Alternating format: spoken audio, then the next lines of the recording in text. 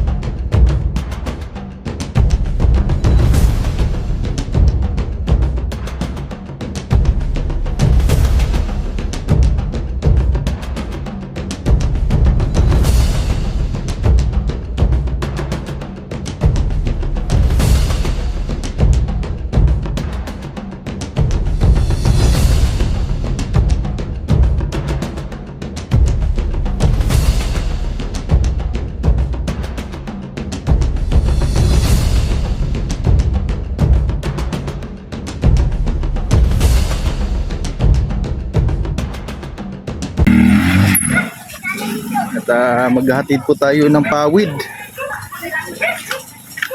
sama ang Team Brooks. Medyo malayo-layo talaga yung ano dito, tsaka hindi pa yun maayos ang daan.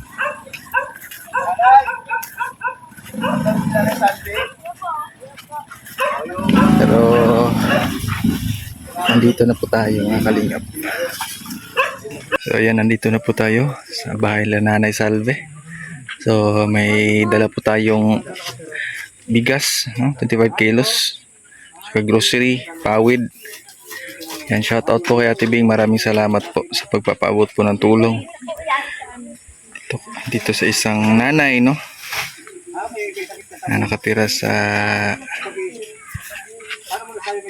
maliblib na lugar.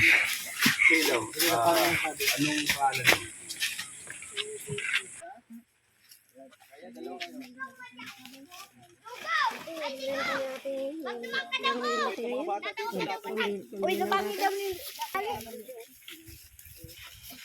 Sira kuya.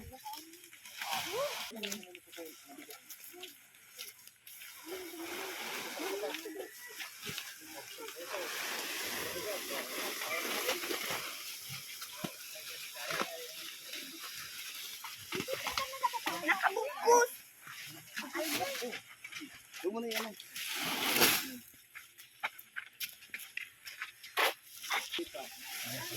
Sama nga, nga. Akong kukunin mo, nga. Dubai to.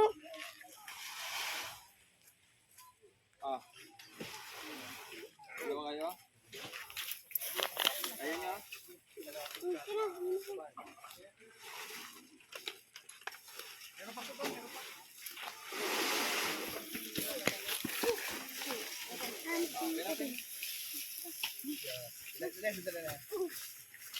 Hanap ka na yan.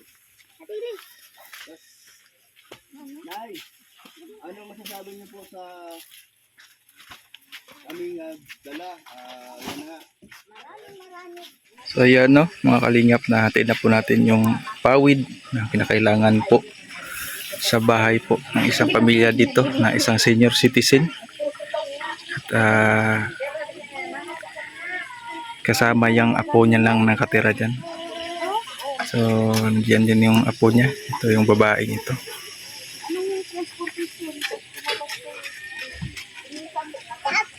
So ayan, mapapalitan na yan sa susunod. At may stock na nipa or pawid para maayos na po yung sitwasyon sa kanilang sala. So maglalasting yan ng 2 years. Malaking tulong na din sa kanila yan. Kasi yung paghati dito galing doon sa ano ay talagang mahirap. Lalo na pag walang sasakyan. So kami ng Team Brooks ay nagvoluntary kami na ihatid na lang dito yung mga pawid, no? Binilan na lang po natin. And thanks kay Taga-kandili pa kami.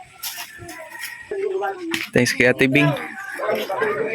At may pawid na po sila.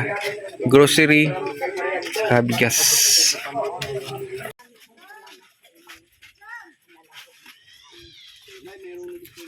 Gusto ko pong paabot sa nanay. Sana po ay matulungan po natin. Nandito lang yung Team Brooks. Natutuloy po na nagsumikap para mapaabot po tayong tulong sa mga kababayan po nating naghihirap. Yan sa palaging sumusuporta. Kay Tita Julia sa Yusono, maraming salamat po. Lalo na kay Ate Bing, no? Sa Team Kalingap. Maraming salamat po sa support. Marami tayong gatas dito. Siyempre, sa Team Kalingap po nga po ni Kuya Bal Santos Matubang. So, ang programa po ng Team Kalingap ay marami na pong natutulungan. So, patuloy lang po tayo sa paglingap. Maraming salamat po talaga. And God bless po sa ating lahat mga Kalingap. Mabuhay and peace be with us. Ingat po tayo palagi. Alam po.